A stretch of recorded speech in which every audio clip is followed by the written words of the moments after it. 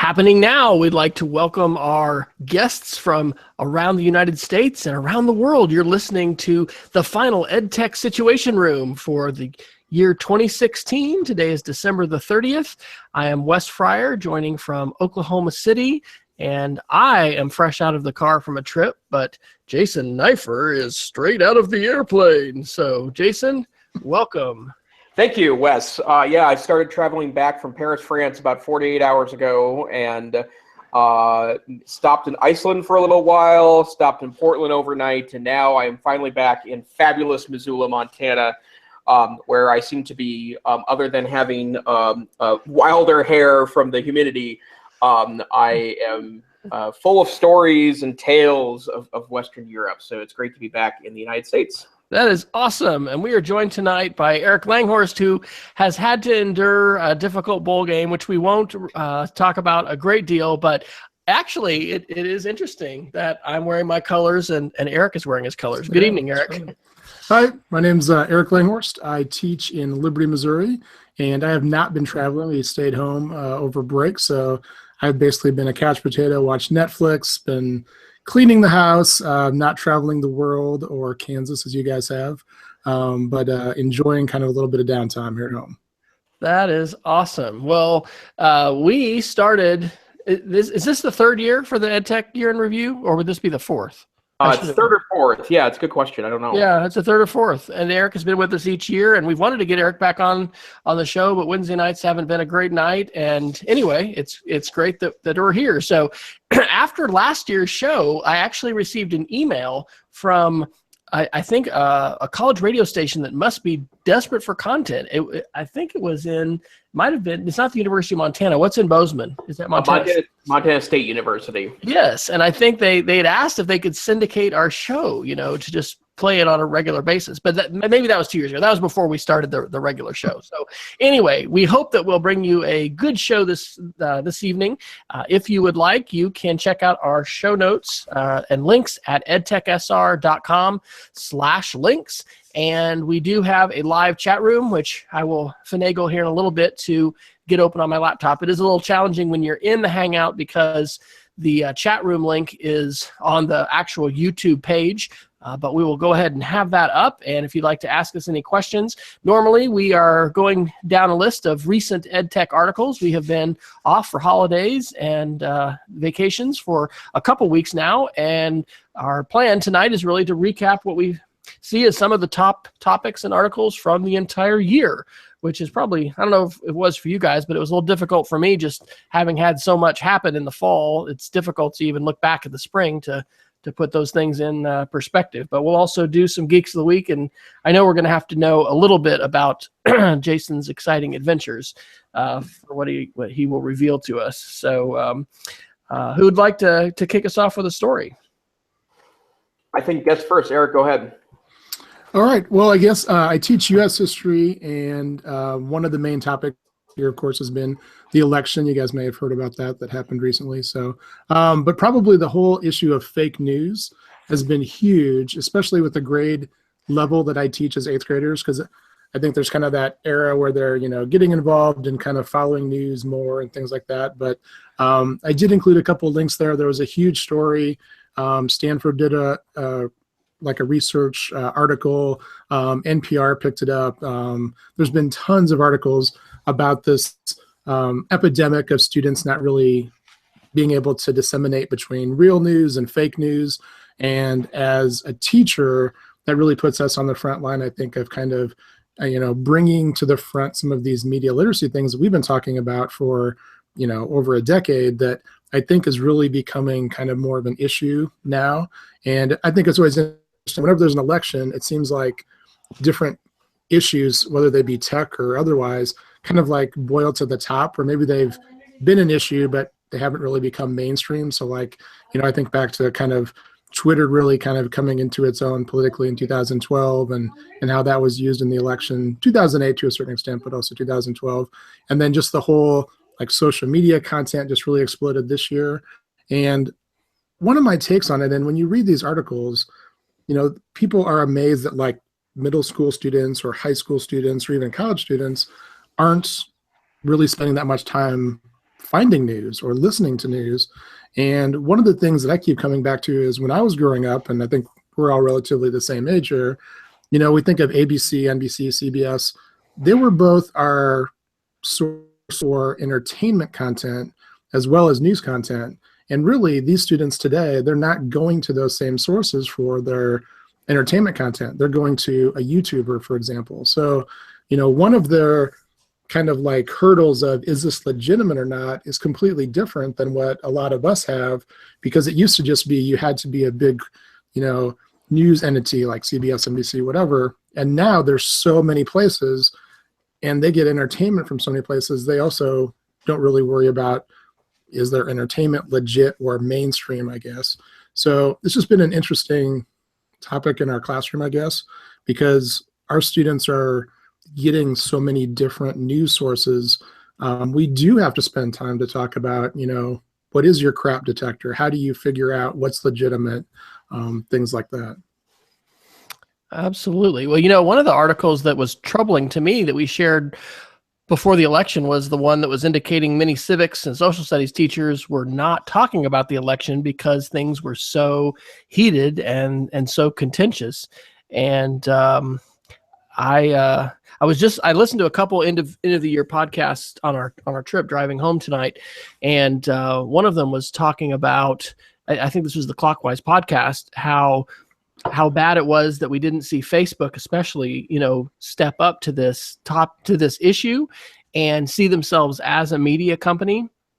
And so I definitely agree that fake news was one of the biggest issues of the year, and the need for information literacy. And your reference to crap detector, of course, is Neil Postman, who I'm sure we've mentioned before on the show. And really, you can almost see the election as the culmination of his book, Amusing Ourselves to Death, in terms of, how everybody wanted to see what Trump was going to do next, and, all the millions of dollars of free airtime that he got from the news agencies because, they knew people would watch if he was going to be on there. So I don't know. It would probably be a good thing for me as a tech director to think about addressing in the coming year explicitly with our teachers in the context of digital citizenship, which we're talking about, but digital literacy and talking about that whole fake news piece. What's your take, Jason? And as a former classroom social studies teacher myself, I've watched in dismay the last 10 years, but it's really been prominent the last 24 months on how little really thought goes into it makes me sound really old when I say this, younger people's use of the internet, but I'm particularly troubled by college and high school students and their lack of critical thinking and utilizing social media. And I also have a particular question about search, because the bottom line is that there is a lot of movement in teaching, I think, that somehow knowledge acquisition is not a classroom event anymore because Google exists. And I couldn't disagree more with that notion, because if you're not actively teaching Google search as a critical thinking strategy and using it only as a knowledge acquisition exercise, I think it falls prey to exactly what we're talking about here, the fake news phenomenon. And the bottom line is that fake news, clickbait, whatever moniker you want to add to this particular phenomenon, is very real. And I don't think a lot of folks, and I include a lot of otherwise smart, informed adults, are doing enough reading of sources, evaluating. They're sharing the fantastic over the factual, and it's become I think an issue that's really a critical issue in our country, in our democracy. And I honestly think that this would have been an important topic no matter who had won the presidential election, because I think this election was dominated by just an amazing source of half-truths and really shockingly inaccurate content that's now kind of masquerading as news. And so I don't know what the answer to it is. I've been in some. I've actually tried to stay out of political arguments on Facebook because it's Facebook and political arguments are awful on that particular medium. I have had friends, otherwise informed, awesome friends, call out all news media as being problematic during this particular election cycle. I don't really agree with that notion because I think there's certainly levels between the people that are straight up making up news and mainstream news sources that I think missed the boat on a lot of critical issues during the election. But I think that the only thing we really can do at this point is really try an educational solution to it. And I'll say this, and people disagree with me on this, but I feel this very, very close to my heart. You can't set kids off on the internet to gather facts without some at least background or skill development on checking the source and triangulating information together to try to come up with factual reality, or at least a perspective to believe in. And I have a strong worry about this notion that we can replace teachers with computers and internet search, because I think that a world where teaching is somehow less important or minimized or replaced by student and I want to say this very carefully, a student that's empowered to learn on their own without any guidance or direction. There are certain students that would really excel in that environment and do very well, but I think the majority, maybe the vast majority of our students need more development than that. And I think most social studies teachers would agree with me there. I think most librarians have been saying this for 25 years. They were the ones holding up signs about this a long, long time ago. But I do think we need some soul searching in education and figure out how we need to take a proactive solution on this particular issue. Pardon me. Pardon me while I cough. Well, in fact, I'll ask a question. I'm going to segue us, I think, to my first topic, but I'll throw this to Eric. You're teaching broadcasting, Eric. Does this raise issues as far as students being publishers, and do you see yourself, utilizing this issue in the coming year with students? Well, I mean, we create like a weekly news show, and obviously we're not reporting like national news and that kind of stuff. But I think that just the whole the dynamics of students realizing, hey, I can create content, I can publish it on YouTube, and it's going to be seen by literally thousands of people. I mean, we put it on our school page, our Facebook page, and it does get viewed by a lot of different people. So automatically, regardless of the content, they're seeing an example of, hey, I'm creating content. I don't necessarily have to be the most reliable source, and yet it's getting out there. I mean, they're watching PewDiePie, and they're watching all these people that have basically no essential credibility creating content that's becoming huge and mainstream. And so obviously I think there's a transfer where they realize they can also be producers of content, whether or not they fundamentally have to, check themselves and those kinds of things. I mean, we don't do a lot of high level, broadcasting type things. We're mainly teaching them the mechanics of being able to edit, and they're just doing small stories around school and things. But I think they see the power of being able to publish and seeing that they can create an audience very quickly. And so in the fake news cycle, it's all about, to me, my opinion, it's all about obviously clickbait, fast, like triangulation. How many times are my students going to triangulate a story? If it's something that's super, super important, then yes, they should be triangulating that and making sure that it's accurate. And so then the question becomes, well, at what point do they feel like something is important enough that they're going to spend the time to triangulate on? And if it's something like a political election, they should. As adults, I would hope that if it's a cornerstone of you deciding how you're going to vote in this election, you would be checking multiple sources. If it's something that is just a news type thing, they're probably not going to spend a lot of time investigating it. And that's where I think it becomes really blurry, is because they have to first make a decision. Is this important enough that I should fact check it? Or is it just some information that's interesting or flashy or that kind of stuff? So I don't know. I mean, it's just, they have so much stuff that they have to make that decision on what they're going to fact. I mean, and I get all these things still, people, hey, Southwest Airlines is giving away free, use Snoops, people, and find out, is this real, is it not? I have adults that are very smart people that still get emails from with things that obviously are not real or true. And so, I don't know. Absolutely. Well, I want to segue this to my first topic, which is artificial intelligence in Google.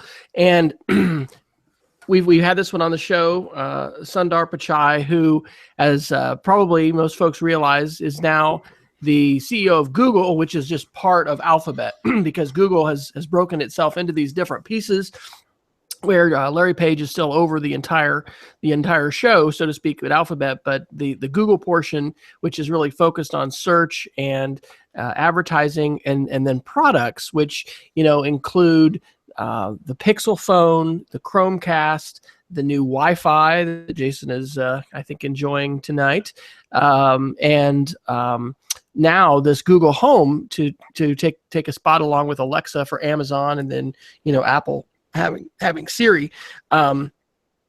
This caught my attention, and so even for tonight, I read some more articles and I watched the whole 12-minute video of Pichai in October, talking about the Google Assistant AI, and I really do think, as far as a crystal ball, he's on the money, where he says there's been 4 major computing eras. We had the era of the PC starting in the early 80s. Oops, we lost Eric. Hopefully he'll be back.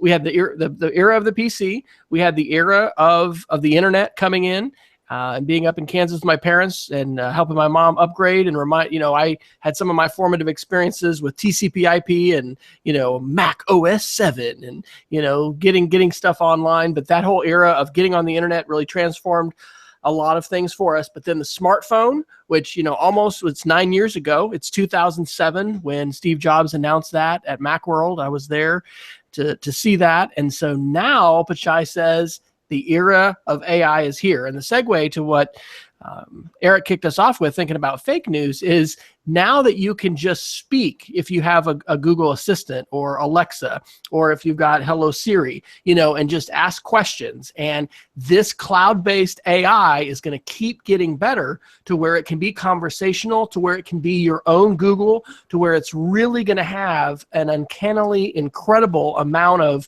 information about each one of us, but also ability to help us and provide assistance.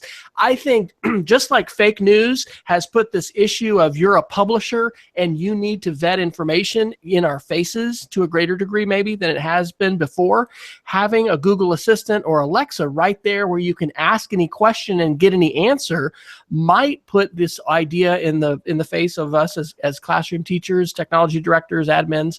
We need to be doing far more than looking for answers that Alexa and Google Assistant can answer. So I think this is it's just a huge thing to get around our heads, is what does this mean?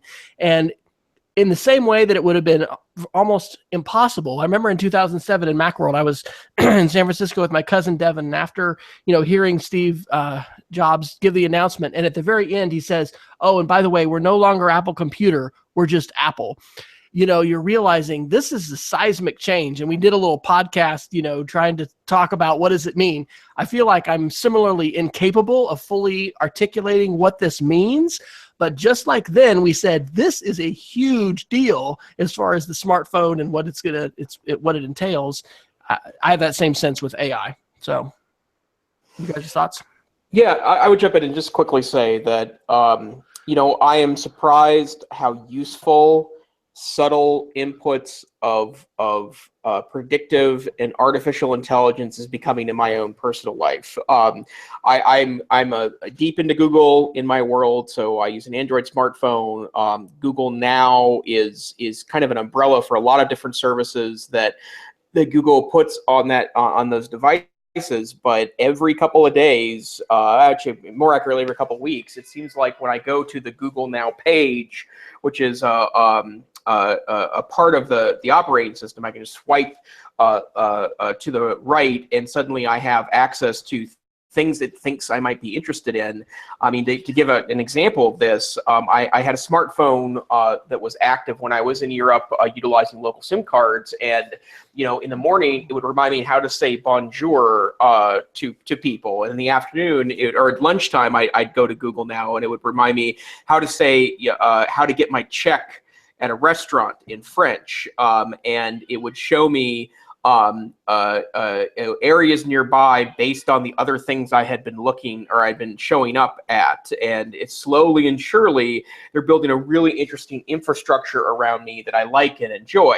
I do think it's a cautionary tale, though, that we need to be at least cognizant, if not actively monitoring. It's one thing to to recommend other museums when I'm staying at the Louvre in France. It's another one entirely to maybe suggest political articles that may or may not, or may seem to agree with me based on other articles I've read, but don't provide any additional insight, or worse, the algorithm is going to feed me things that are half-truths or distruths, if you will. And I'm becoming more cognizant of that in the year of fake news. And so, obviously the personal input, crowdsourcing is what powers a lot of these AI technologies, and the crowd isn't always right, as it turns out. So I'm cautiously optimistic that these things are increasingly awesome. I will report, obviously, I have my Google Home that's still active. Okay, Google, good evening. Good evening, Jason. It is 8:22 p.m. And I love it. The weather in Missoula currently is 28 degrees and partly cloudy with a high of 38 degrees. Okay, Google, stop. Like that, it's amazing still to me. Like, this is just such awesome technology, and it's it's barely functional yet compared to where I think Google will ultimately go with this. But all of that comes as at a cost, I think. And so being cognizant of that, I think is pretty important. So awesome. And obviously Google and Apple and Microsoft, all of these platforms are going all in on these technologies because it really is the future. But I think it has to be a cautionary tale. Eric, where are you with Android, iOS, Google AI? Are you dabbling? Yeah, we bought a Echo Dot maybe about a month ago. I think the price point went down to maybe like $40, so we decided to get one. And so we use it at home. And like most of what we use it for is like, hey, Alexa, set a timer for 4 minutes when we're making like coffee, or the girls want a timer for doing chores, or a lot of times we really just play a lot of music off of it. The girls will ask a specific song or artist. It was interesting. There was an article, I don't know, or a news story, I don't know if you guys saw it in the last 2 days. There was a murder down in, I believe, Arkansas, and they want to basically confiscate the owner's Echo so that they can see, and Amazon is resisting giving out that information. But to see if there was like dialogue captured that would, I guess, to see if dialogue or any kind of, any request, I guess, for information or anything. So, I mean, yeah, I think that it's it's a very, kind of almost spooky, dangerous type thing in some ways. I use Google Now on my phone, and, it's always pretty amazing when, it pops up and anticipates like, hey, you need to get on the road.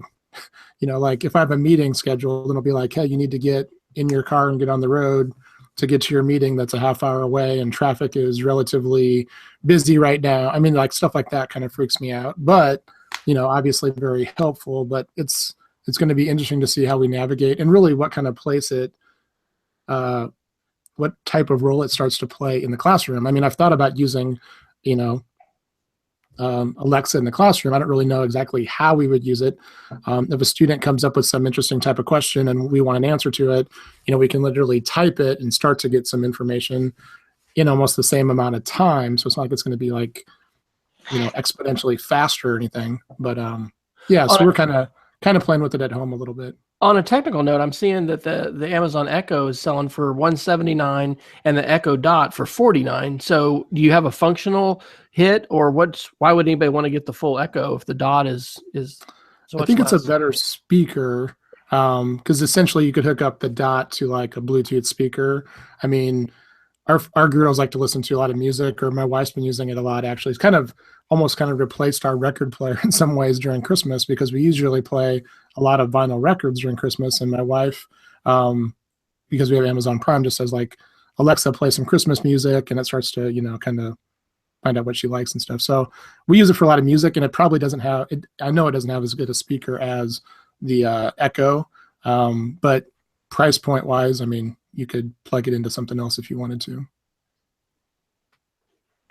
Well, I've decided, I think I'll write a blog post about this. 2016 was the year that I started talking to my phone every day. And that was really a big change as far as being able to reliably do speech to text. And I don't know, maybe I was doing more of it, but even in the holidays, being up with my parents, I was answering some email, yesterday. My mom was like, "Are you what?" She didn't realize I was just, inputting text with my voice because it was a lot faster to do on my phone than, sit there and try to type it in. So I think that was a real transformative thing for me. And again, it's one of these things that we're only starting to see the be at the cusp of and the edge of, and it I don't know, maybe it's a little bit like Google Glass. Google Glass in the classroom. Whoa, what's that going to do? Well, it's going to be kind of a cool thing, but I don't know that it's going to really affect instruction or, change, things in terms of the dynamics in the classroom. But AI was going to. So I was gonna say, I still feel like socially like awkward talking to my phone, even like if I'm by myself, like in my house or in my classroom. It's just still like I haven't like crossed that hurdle yet where it becomes like second nature for me to just start talking, even if I'm texting my wife or something. I don't do it as much as I could, I think, just because it feels weird to me socially, and I haven't overcome that yet. yeah, definitely. And it's, just like seeing people in the grocery store, talking to themselves, and, norms change. I don't know. I mean, I'm finding myself dictating a lot more, and I remember not too long ago hearing about, superintendents in our state who were still not using email and were having their secretaries, and dictating to them. I thought, what the heck, who would ever do that? And it's that the Google Assistant, metaphor, and their whole goal is really to step into that role, to be the uber helpful assistant that anticipates your needs and is able to not only, take your dictations, but be able to forecast your needs. And I don't know, I think that I want to regularly hear people talk about, how are you using Siri? How are you using, your Amazon device or your Google device to do things that are a little more than parlor tricks, because it seems like there's some of it's still parlor tricks. But I will say this, when Jason first showed his, and he just said, I got to be careful because maybe she'll hear me, but he's got his headset on, so she won't hear me and respond. But say, hi, Google, play the latest episode of the EdTech Situation Room. That is actually pretty transformative because, podcasting is still a somewhat geeky thing as far as people, subscribing and getting the episode and having the app. And so this idea of having this ubiquitous, device that's just here and I can just talk to it and I can do something complex, like find this podcast feed on the web and play it for me, that skips a lot of steps. And so I don't know, I'm going to start keeping a scorecard of things that kind of fit into that. So we've got both Peggy George and Jamie Camp in the chat room. And so Jamie is admitting that she talks to her phone regularly, but not daily yet. So that's probably something that we could probably see a graph of as far as, I don't know, we're probably on the edge of geekdom if we're talking to our phone a ton. Well, and looking forward to 2017, something that's definitely going to occur, and Amazon's already well ahead of Google on this front, but I think it's going to catch up a bit in 2017. But it's the hooks into other applications that I think are going to be real winners for these platforms. Now that Google is starting to open up their APIs to allow other applications to access the Google Home infrastructure, I mean, I expect to be able to not just turn lights on and off. It's asking Google to set up my Christmas light setup, which might be 2 bulbs on in the living room plus the Christmas lights plus a lamp in the kitchen, or I think things are going to become more complex in that way. Or say to Google, I'm ready to leave now, and it's going to open up the garage door, it's going to turn all the lights off, and then it's going to set the thermostat to 62 degrees or something along those lines. And I think that as soon as these platforms evolve, I agree with you very much, Wes, about the parlor trick nature of this is interesting but not useful yet. But that's going to evolve quite quickly, I think. And I don't think the Internet of Things world has caught up yet to the daily technology, right? Like I don't think people even if they have a lot of smart devices, are utilizing them in a transformative way yet. But subtly, and maybe even in the background, it's going to happen. And then one day it'll just be really, really awesome and probably a little creepy too. So I think 2017 will continue to transform and head in that direction. Well, Jason, do you want to take us to one of your first topics, or Sure. either one of yours? I think that probably the best segue is into security in 2016, and we talk about this on this podcast probably more than other EdTech efforts do, partially because I think we're geeks and we think and worry about this a lot. But I think 2016 was a banner year for clear threats that technology provides in regards to security issues. Whether you're talking about the election itself, where there was obviously some interference from another country. Something that is obviously very troubling, whether you like the election of the results or not. And more importantly, major companies came out with, literally hundreds of billions of passwords stolen in different ways and at different times. The most prominent one, obviously, was the Yahoo note that they had lost 500 million users worth of passwords. In 2014, but Dropbox experienced or announced an issue earlier this year. Adobe had problems. Major providers of online services are subject to hacking. And one thing that we could certainly talk about in detail, but I did put 2 articles in that are pretty great. One of them is from the How To Geek, which is your passwords really suck. And so you should take strategies now to fix your password problems. There's also a really excellent article called What You Must Learn from the Big Security Events of 2016 from Make Use Of. It's also, both of them talk a lot about, unique passwords, the use of password managers and that sort of thing. But if you're not adopting better strategies now for security, 2017 is an excellent time to do so. And as we talked about in 100 other ways, since we started this effort on the podcast, is that you should be helping students with this, right? Modeling it, talking about this, and not necessarily as an independent lesson, but if the John Podesta email hack, which ended up being a typo. He had done the right thing and asked someone about an email that had been sent about a fake Google Docs notification, and someone had typed legitimate instead of illegitimate. That led to a situation, but having people become a little more cynical about the online services that they're using and take basic proactive steps to securing your online privacy is pretty important. So I guess where I maybe want to start with this, Eric, you're with the students actively daily in a classroom. Do these topics come up from your students at all? Do you hear about hacks or issues related to this from your kiddos? It doesn't come up in conversation much. I mean, I know initially, like when we do our digital citizenship type stuff, they talk about passwords a little bit. The school, we're a Google for Apps school. Google for Apps education school, and they assign the student the school password. So I don't really hear them talking too much about their private emails or being hacked or anything. I can't remember a conversation about that. I do feel sometimes, not a lot, but sometimes students are a little bit cavalier about their passwords. Maybe giving it to somebody else real quick or something like that. But with Google Docs and the collaborative nature, it's not really like they have to let anybody else log in. They just, share a document or anything with them. So I honestly don't really hear them talking too much about security at the 8th grade level. Wow. And then to me, that says that, that's why in the classroom, we need to be introducing those topics more.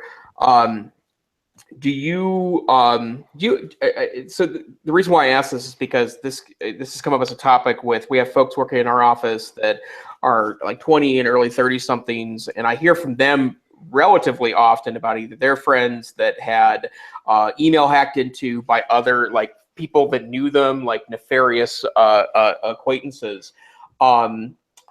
I would assume that not hearing about the classroom means you don't hear about that kind of like style of cyberbullying in that way either. I haven't actually. I haven't heard him talking about a friend hacking in or anything like that. So. Interesting stuff. Wes, what about you as a tech director? How has this impacted you in the last year? Oh my gosh. Well, just doing our show and focusing on these issues has helped raise the level of focus and awareness I have of security issues. We've certainly been hypersensitive to discussions about ransomware. I've seen more malware on Macs in the last year than ever before in my life. On a personal level, I'm going to be helping my kids on their MacBooks install antivirus for the first time. We've never run that at home. And also just kind of, I'm gonna check out these articles that you've shared. There's some others. I wrote a post a week or so ago about, give your family the gift of security for the holidays, because I really think that, the answer to all this isn't just let's be scared and get, the hype going to more and more. We want to have people's attention, but turning on two-step verification everywhere you can, using a password manager, generating a different password for each one. I don't know if I've said this on the show. I think I probably did last time, but Miguel Gulen had shared a website, Have I Been Pawned? I think I'll put it in the show notes. And it shows you, when you put your email address in, if that particular email account was part of a compromise, and mine, sure enough, was part of an Adobe hacked compromise and also one on LinkedIn. And we are probably almost universally guilty at some point of using the same password on more than one site. And this is one of those, it's really a big norm that needs to change. And so I think as a tech director, I see that as part of my responsibility, not only for our campus and for our networking resources, but also for the education and safety of our users, to help people shift normal, where if I was to do a survey, I think certainly less than 25%, maybe even less than 10% of our users, and we've got about 175 faculty and staff, are using a password manager today. And I think that might be something I'll measure at the beginning of this year, try to anyway, with a short survey, and then see how we move that needle. Because one of the things that I've been wanting to do, and we just in December had a meeting of tech directors for our Southwestern conference.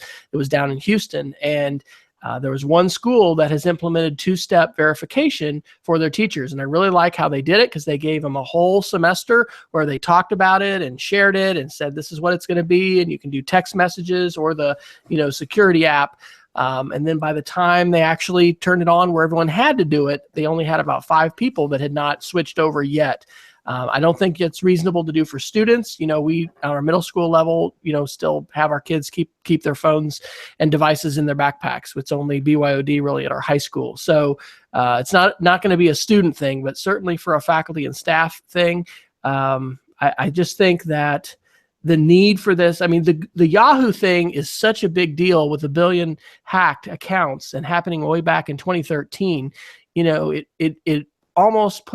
It almost pushes me over the edge to say, I guess I need to migrate my 40,000 Flickr photos, to Google Photos, and to really start on a backup plan. Because I just think Yahoo is dying. I don't see any signs of resurrection there. Flickr has been one of my favorite sites since the beginning of the Web 2.0 revolution. But anyway, the security thing it's certainly something that I see as a tech director, but not just in that professional role, as a parent, as a son. These are important things that I need to help people with. And it's not just here, let me help you do your updates and, clean up your desktop and what was that when you defrag or whatever, I mean, this is like, let's protect your identity. Let's try to make sure you don't have your bank accounts and your financial future, jeopardized because of what you're doing with passwords. Yeah, I spent quite a bit of time over break. I'm migrating all my Flickr stuff over to Google Photos, and then also making a copy on an external hard drive. And then I also use SmugMug because I try and do some professional photography stuff there. So, I'm to the point where I don't believe Flickr is going to survive much. I mean, I don't know how much longer, but Yeah. just I got to get it out of there. I got some photos from 2000. I think I got 20,000. I don't have 40,000, but I got to get those out of there so that I don't have anything that's just flying in the wind when it goes under. Have you found some automated tools that are helping you do that, Eric? No, I'm mainly just like downloading an album at a time and just kind of doing a little bit of like checking to see what I have on there too. So it's time consuming, but it's also kind of forcing me to kind of go over what I have there. So I haven't used any like third-party apps or anything. I know there's some out there that'll just, pull a whole bunch in.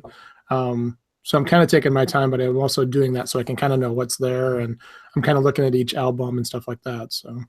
Yeah. Well, on that note, I'll just say that Alan Levine, who's Cogdog on Twitter, if you don't follow him, has had some great posts over the holidays, and today's was about attribution. And he was also making the case for having your own domain. He wrote this whole song to I'm a believer to I'm a reclaimer, reclaiming the web.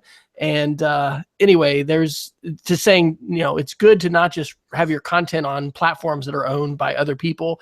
And then the whole thing about image attribution and how important it is, not just from a copyright standpoint, but also just from a goodness standpoint. You use somebody's picture. We perpetuate, talk about fake news and the problems with that. As publishers, when we share articles, we perpetuate the myth that any picture on the web is fair game to just grab and use, if we post it without a specific link attributing, to that author and how that use happened. So perhaps those are things we can carry into 2017 as well. Those are good bandwagons to be on. So Eric, you want to take us to your next topic or article? Yeah, I think the second thing, just something that's impacted me a lot in the last probably 6 months or so, is just 3D printing in the classroom. I now have a Dremel 3D printer in our classroom, and I use it for my history class. We use it in my tech class, and then we're going to try and use it a little bit more in our broadcasting class this second semester. But for me, I'd never used a 3D printer at all until August, and so it's been a kind of a fun challenge for me to go through the design process using things like Tinkercad, and then getting it to the process of being able to print. And the printer I've been using has been super easy. It's kind of more of a consumer model type thing. So just, the whole taking something from a thought to being able to design it and then modify it, and the whole iteration process. And it's been something that's been fun for me. And then my students have really enjoyed that process as well. And it's just something that's a little bit different when you're able to transfer that from a thought and then you're holding it. I mean, I've seen students get super excited about something that they've been able to 3D print, just total light bulb moment for most of them. And then, moving it from the, hey, it's cool, I just made a keychain type thing, to, okay, let's think about solving some problems, or, we've created some things just around our own classroom. We created a modification for a teleprompter we have in our broadcast room, where we had a 2x4 and duct tape for like the last probably 5 or 6 years. And so I came up on Tinkercad and just made the little object so that all the cables would fit right and everything. And just like weird stuff like that. It's just been a kind of a cool, like, exploration type thing for me to kind of learn all that stuff that I really didn't know anything about 5 or 6 months ago. What brand 3D printer did you go with? And would you go with that again if you were buying today? Yeah, and disclaimer, it's a Dremel, and Dremel, they have an ambassador teacher program they just started this year. So the deal is they gave us one to use for this year, and then at the end of the year, they'll evaluate if we get to keep it or whatever. But it's a Dremel 3D40. So it's the second model. They did a Idea Builder printer like 2 years ago, and this is the second version. And I was terrified when I opened it because I didn't know what I was doing. And literally within an hour, I was 3D printing stuff, and it's been super easy to use. I actually have it over in the corner of our basement. I bring it home over break and print stuff and then carry it back. I've taken it to some conferences. So it's been super easy to use. I've been really impressed with the ease of being able to design stuff and then be able to print it on the Dremel. And Tinkercad is your go-to design environment, pretty much? Yeah, they've done some modifications just within the last couple of weeks. It's a lot faster than it was maybe a month ago. It's a great program as far as you can create a classroom and you can have your students create a project, share it with you.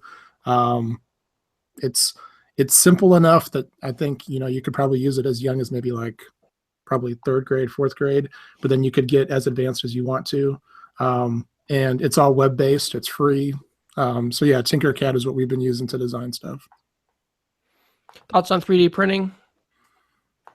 I wish I still had my original Lego set so I could print some 3D printed Legos. There's amazing stuff available. Plans you can download. You can do cool custom Lego stuff. One note, there was a Lego store a block away from my apartment in Paris, and they had the Notre Dame kit for about €1,000 and the Arc de Triomphe kit for €400. And I almost came home with an Arc de Triomphe kit. It would have been ridiculous purchase for me in about every way possible. Maybe competitive with other ridiculous purchases I made nerd-wise, but wow. Just wow. Well, so we'll let that be a segue. So we are going to hopefully be in. We'll end around the top of the hour. We may just go a little bit longer. Sometimes we're 70 minutes or 75 minutes, but we're going to need some stories from Jason. So Jason, I'm going to give a little station identification, and then give us one of your favorite highlights from your trip. We're excited that Peggy George and Jamie Camp are joining us live. We know there'll be some of you listening after the fact, and we'd encourage you to fill out our listener survey, which you'll find at the top of our show notes at edtechsr.com. All of these links, as always, are on edtechsr.com/links, and you can follow us on Twitter, where we will be letting you know what our show schedules are. Usually that's going to be on Wednesday nights at 8 p.m. Mountain, 9 p.m. Central, but that could be altered, but that's still going to be working for me for the year, but Twitter's the best place. So Jason, give us a highlight. Did you have any surreal moments, time where you're like, oh my gosh, I can't believe we're doing this? I really will say that, I mean, I've been to Europe 3 or 4 times now, and so it's, the broad Europe experience is not new to me, which means that I can be a real kind of savvy advanced traveler. But this trip was probably, if you could go back 32, 33 years and talk to 10-year-old Jason and say that someday you're gonna, at a Christmas time, without much effort and without this being the first or last time you're going to Europe, get to spend 5 days in London and 5 days in Paris and cruise around and do things in an awesome way, that it would have made 10-year-old Jason pretty happy. So it was a great trip, wonderful time to be there. This is my second time in Paris, and what was very different from the last time I was there, which was in 2000, was that everyone has a smartphone now, and the smartphone experience, I think, is an important part of being a tourist. And I'll go ahead and share my Geek of the Week now, that it was important to me in 2011 when I was there, and also in 2013 when I went to Iceland. I had bought a SIM card for my iPad, and was able to get internet access. And this time around, I wanted to, and we didn't need them, but my wife and I decided that it was a good idea for us to try to get cell phones that worked there. So we actually bought cell phones for this. Both of our devices, our main devices, are locked Verizon devices. Verizon has a different technology than AT&T and Sprint do in the United States. So they would have been less likely to be compatible with European cell phones. So we bought a couple of Amazon Prime phones. One was a blue BLU Android phone, and the other one was a Motorola G4 phone. Both of them were highly discounted on Amazon, and we were able to, both in London and in Paris, go and pick up cheap prepaid SIM cards, drop them in. We both had, for 5 days, London phone numbers, and then we had Parisian phone numbers, and we're able to text back and forth and find one another and communicate with one another. But the best part is we had access to Google Maps, which allowed us to easily navigate through, public transportation. More importantly to me is that we had access to apps. And for example, the Louvre has a great app that is Bluetooth aware. So I'm certain there's the little beacons that are located throughout the museum, and it knew what room I was in. So I was able to go to the app, and it would give me interpretive information of paintings there. We are both my wife and I are big fans of Rick Steves, the travel writer. He has an excellent app on iOS and Android that's called the Rick Steves Audio Tour app, where you can download audio tours he's created. So we were able to go through the British Museum with a 90-minute audio tour that he created and hit the highlights and kind of get a narrative story for the museum, as opposed to just trying to interpret, you know, this room full of Assyrian artifacts, which is great if you are a world history teacher. It's not as interesting if you don't have a lot of background in Assyrian history. The same was true of the Louvre. The same was true of the Museum d'Orsay. The same was two neighborhood walks we took in the area. And you know, that I do think that the smartphone and access to the internet does add some enrichment to my experience as a traveler. And I've now been traveling internationally for 16 years. And it's, I think it's really made a big difference compared to 2000 when I first traveled to Europe for a month. And, you know, we were still calling ahead on payphones to get to the next city, and figure out where we were staying. And, you know, I think the technology does really enrich that process. A ton of selfie sticks everywhere in Paris, not by locals, but we think that this time of year tends to prefer tourists from Asia in Paris. The museums were overrun with folks, but relatively few Americans. And so I think that this might be a common time of year for Asian tourists to come to the region.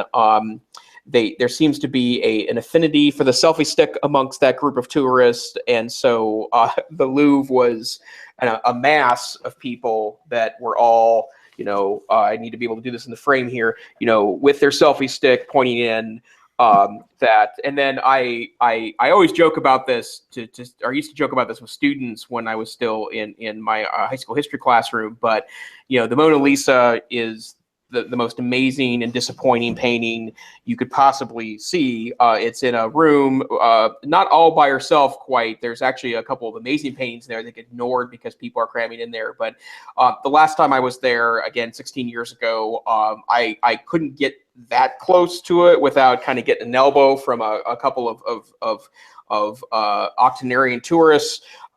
It was worse this time around, but the only difference was that, first of all, there's a little cell phone above everyone's head, and then two selfie sticks sticking up like little antennas where they were trying to get a photo of the Mona Lisa. But yeah, it's pretty amazing trip, and I would strongly recommend that.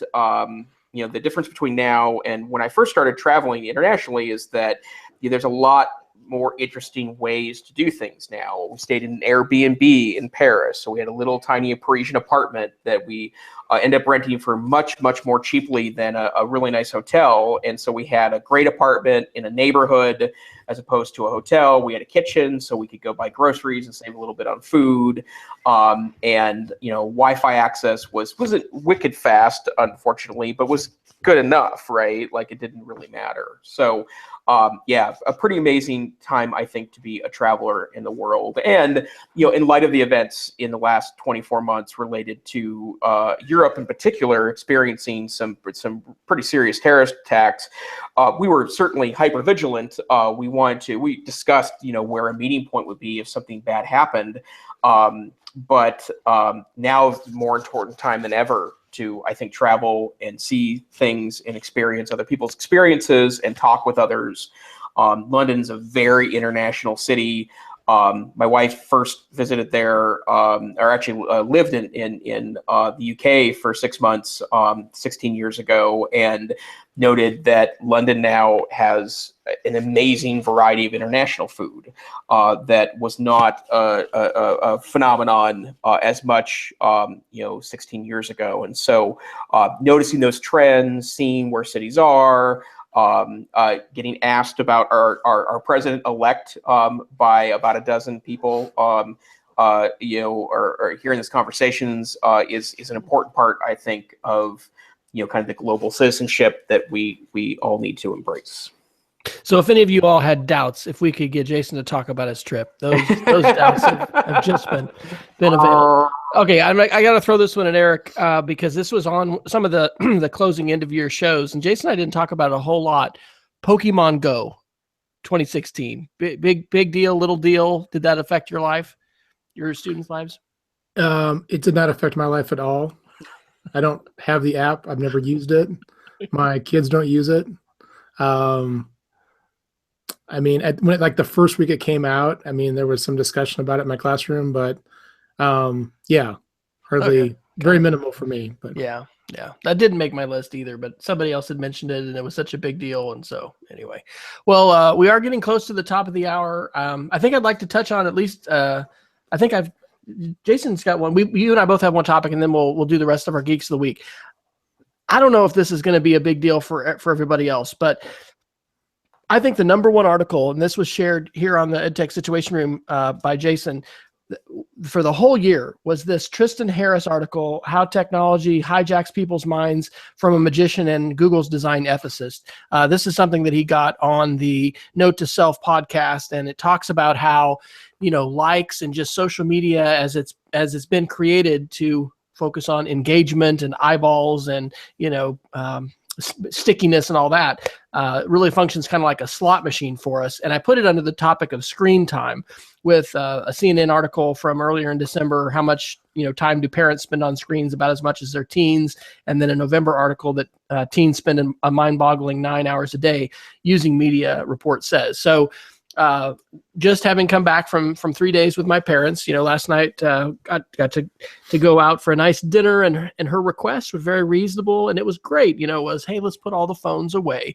So my questions to you guys are, how have screens impacted your holidays? Jason's already kind of told a little bit about that, so maybe you can go first, Eric, and then any thoughts that you all have about screen time and these statistics and kind of how that might fit into digital citizenship, or just where we are at school. Well, my wife and I have a 13-year-old and a 9-year-old, both girls, and they do considerable amount of screen time. My 13-year-old likes to code a lot on Scratch, and so she spends a lot of time coding.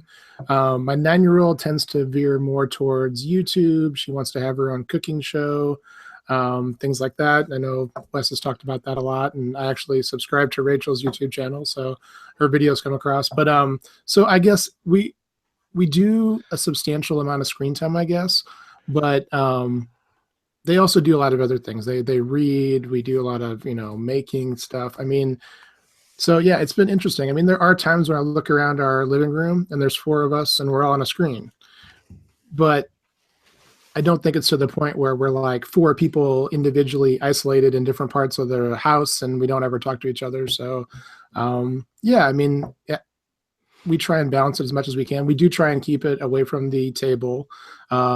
My wife and I obviously would be the main people to have it at the table with cell phones, but we try to make it a point when we have a dinner going on that we do not have cell phones out. So yeah, just trying to keep a balance, but also knowing that they're doing some incredible things with screens, and I don't want to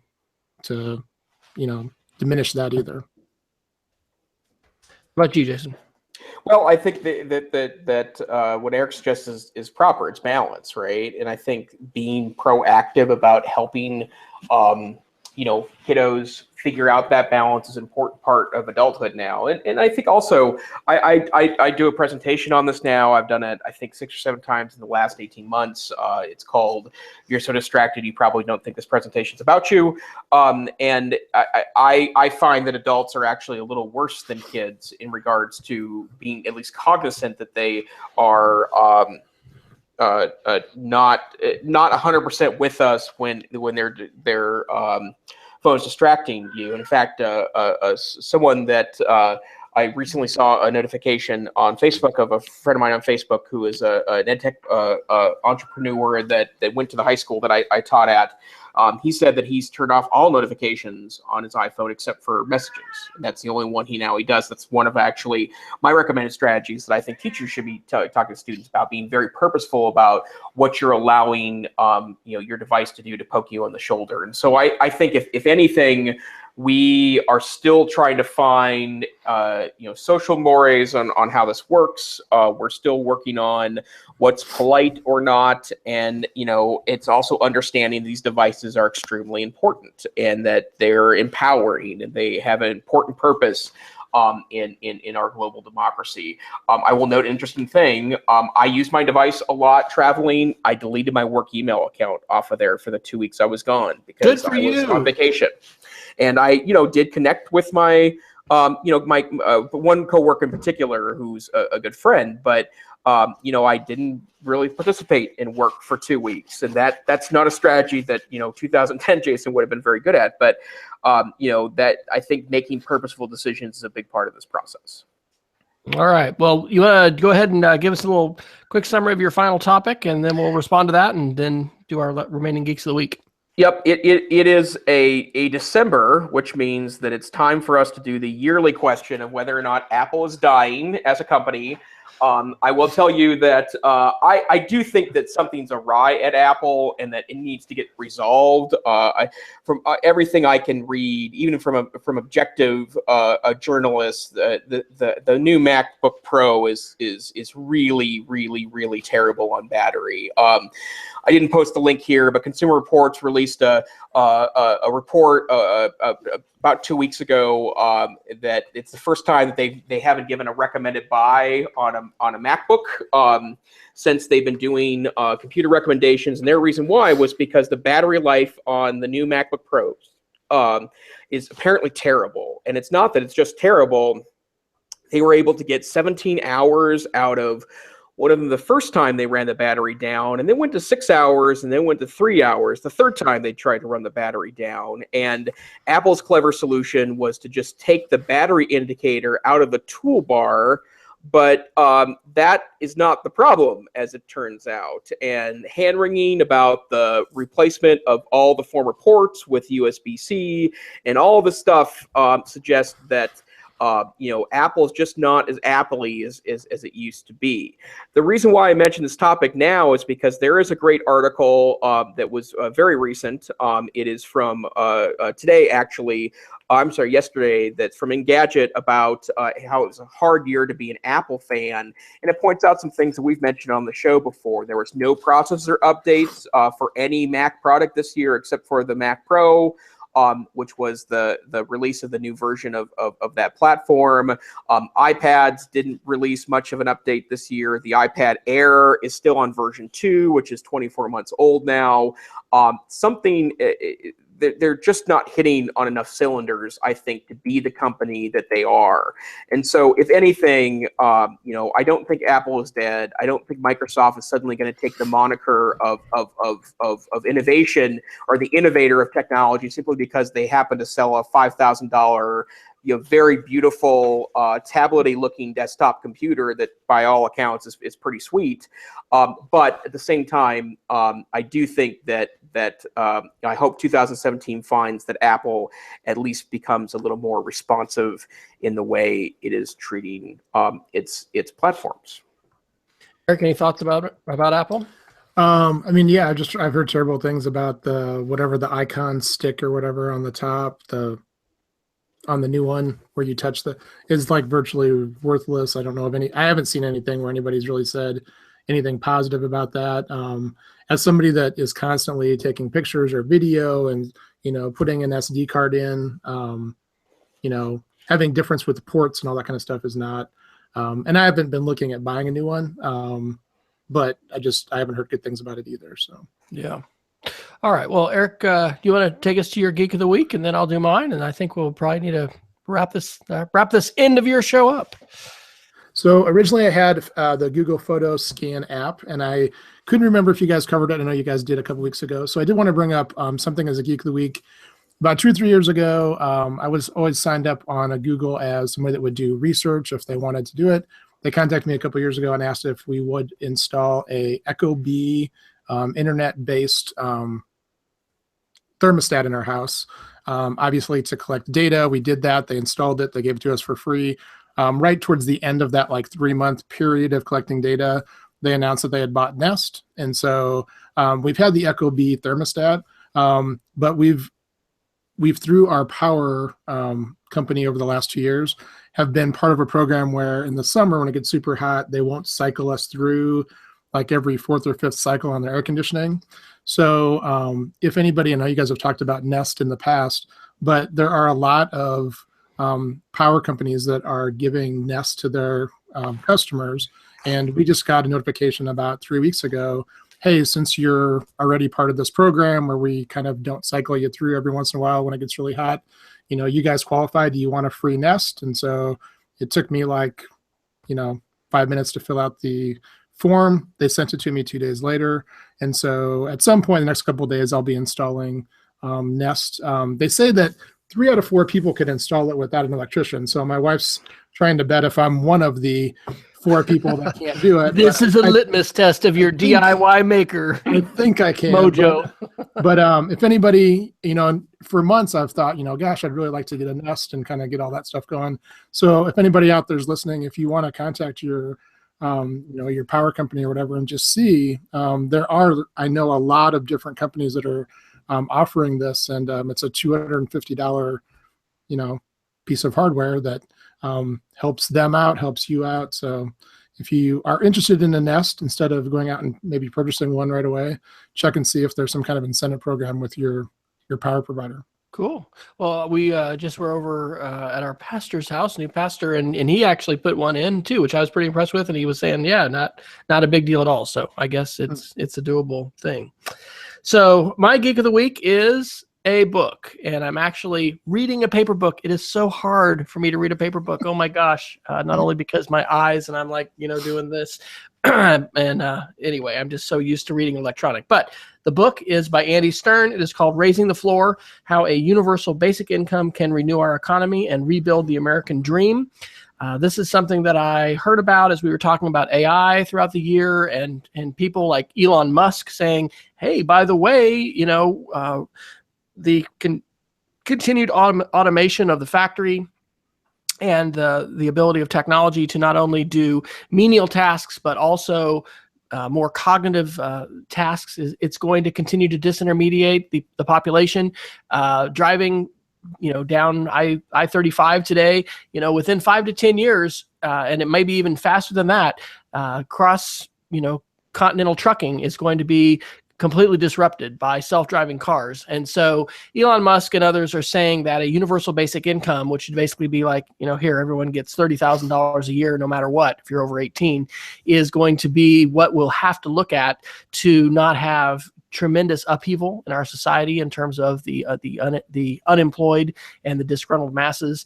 And I think it's just something really important that we need to be talking about. And I'm not completely on board with it, but I will be sharing a blog post probably in the next 2 days about a little bot that I wrote, created using If This Then That and Twitter and Google News, and it's UBI News, but anyway, it's just generating a pretty interesting stream of articles and videos and things like that about UBI. So I will probably post a book review of that before too long, because my goal, and I only have a few days remaining of the holiday, is to finish that over the holiday break. So to take us out, if you'll just tell us what your day job is, where we can find you online. And Eric, I'm particularly interested in whether you're keeping up with your YouTube vlogging. I know you kind of switched from audio podcasting, over to YouTube. So you want to tell us a little bit, just again, remind us where to find you online and where people can read more of your ideas. Sure. Eric Langhorst. I teach at Discovery Middle School in Liberty, Missouri, 8th grade U.S. History, Technology Broadcasting. My Twitter is eLanghorst. I did a blog and a podcast starting in about 2005 at speakingofhistory.com, and kind of pod faded probably 3 or 4 years ago. And as a broadcast teacher, wanted to kind of maybe practice a little bit more of what I preach. And so last spring, I did start a vlog called The History Geek Teacher. And I think I have 10 episodes. I want to be a little bit more ambitious about that this upcoming year. My students actually get on me if I don't vlog enough, but it's mainly content for history teachers, geeky type stuff. And that's at thehistorygeekteacher.com. So yeah, I'm going to try and do a little bit more vlogging. I did try and kind of set up a little bit more of a studio type thing at home.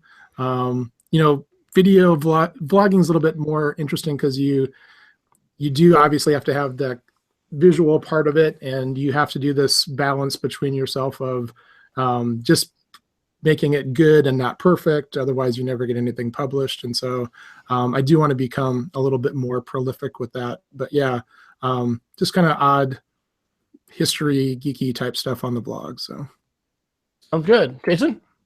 Well, my name is Jason Neifer, and I am the assistant director and curriculum director of the Montana Digital Academy, the state virtual school in Montana. We're located on the University of Montana campus, and I'm also the tech-savvy administrator in residence for the Northwest Council for Computer Education. I blog at blog.ncce.org, and of course, this is Stash for those of you that are watching this on video. She likes to make an appearance once in a while. She's a very, very lonely kitty in the last 2 weeks. I'm also on Twitter at TechSavvyTeach, where I post usually about 10 or 15 links a week based on what I'm reading and what interests me about the world of technology. And she has taken over your microphone. So I am Wes Fryer. I am W. Fryer on Twitter, and my blog is speedofcreativity.org. And most weeks you can catch Jason and I, and sometimes some special guests here on the EdTech Situation Room. We want to thank you for checking in and tuning in on our final show of 2016. We want to wish everybody a very happy new year and encourage you to follow us on Twitter at EdTechSR and check out our show. Please leave a review of us on iTunes. Definitely fill out our survey, which we would just love to kind of know where you're at if you're listening. And many thanks to Peggy George and Jamie Camp for joining us live online. Happy New Year, everybody.